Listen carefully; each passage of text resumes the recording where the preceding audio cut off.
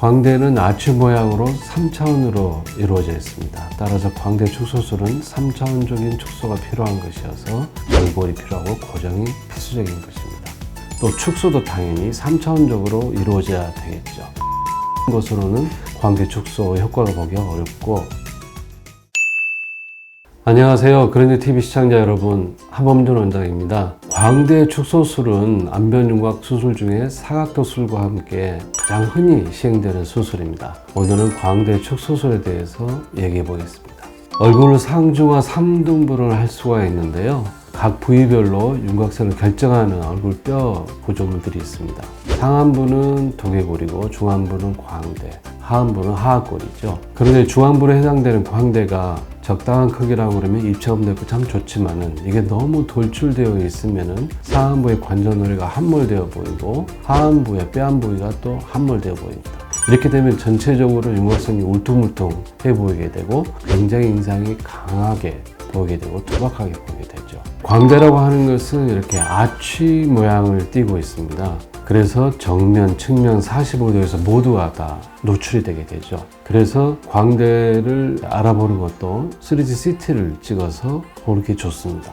또 축소도 당연히 3차원적으로 이루어져야 되겠죠. 그래서 일부를 이렇게 갈아 없애는 것으로는 광대 축소 효과가 보기 어렵고, 광대 부분을 절골을 해서 전체적으로 안으로 밀어 넣어서 축소하는 방법이 선호되고 있습니다. 이 아치 부의 한 곳을 절골을 하고 체부에는 이렇게 L자 모양의 절골을 하게 됩니다. 이 L자 모양의 절골은 이런 일자 모양에 비해서 훨씬 넓은 부위를 축소를 할 수 있고요. 또 이 아래쪽에 턱받침이 있어서 이 절골 부위가 아래쪽으로 흘러내리는 것을 예방할 수가 있습니다. 광대 축소술의 가장 중요한 부분은 이 고정하는 것이라고 말씀드릴 수 있겠습니다. 반드시 고정을 하여야 안정되게 골유합을 유도할 수가 있어서 단단한 강도를 회복할 수가 있게 되고요. 또 고정을 함으로써 양쪽에 축소되는 그 양을 정확하게 조절할 수가 있고, 또 고정이 단단히 됨으로써 이 골절 부위가 아래로 끌고 내려오지 않아서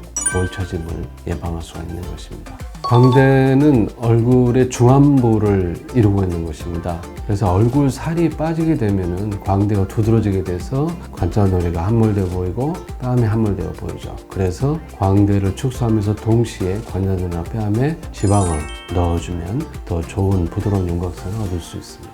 또 나이 들어서 얼굴이 처져 있는 분들은 광대 축소를 하면 더 처질 수가 있는데, 이거는 안면 거상을 광대 축소와 동시에 시행을 하게 되면 이거를 예방할 수 있고요. 또 어떤 경우에는 거꾸로 된 경우가 있는데, 안면 거상을 생각하고 오신 분을 보면 광대가 너무 발달되어 있을 경우에는 안면 거상을 하면서 광대를 동시에 시행해야 되는 경우가 많이 있습니다. 그 이유는 광대 축소를 하지 않고 안면 거상만 하게 되면 광대가 더 돌출되어 보이게 되고요. 또 튀어나온 광대는 리프팅 효과를 반감시키기 때문에 광대를 축소하면서 리프팅을 하게 되면 훨씬 시너지 효과를 얻을 수 있기 때문에 그렇죠. 당연히 사각도술도 동시에 같이 시행하기도 합니다. 광대 축소는 원래 인상을 부드럽게 하기 위한 것인데, 광대뿐만 아니라 눈썹뼈가 돌출되어 있으면 또 강한 인상을 주게 되죠. 그래서 광대 축소술과 함께 두피 절개로 눈썹뼈도 축소해 줄 수가 있습니다. 또 코가 높으면 광대가 좀 낮아 보이게 할 수 있거든요, 시각적으로. 그래서 코 수술도 같이 병행하기도 합니다. 이분은 광대 수술 전후 45도 각도로 촬영한 사진입니다. 이 눈썹뼈와 비교해서 봤을 때 이 45도 각도가 많이 돌출되어 있는 것을 알 수 있습니다. 수술 후에 눈썹뼈와 45도 광대가 거의 비슷한 위치에 있어서 전체적으로 부드러운 윤곽선을 갖게 되었고요. 또 이분은 사각턱 수술도 같이 하게 됨으로써 전체적으로 얼굴이 좀 작아졌습니다. 그래서 이분은 비록 코 수술은 했지만 윤곽 수술로 인해서 눈과 코와 입이 훨씬 더 또렷하고 더 커 보이는 효과를 볼 수 있습니다.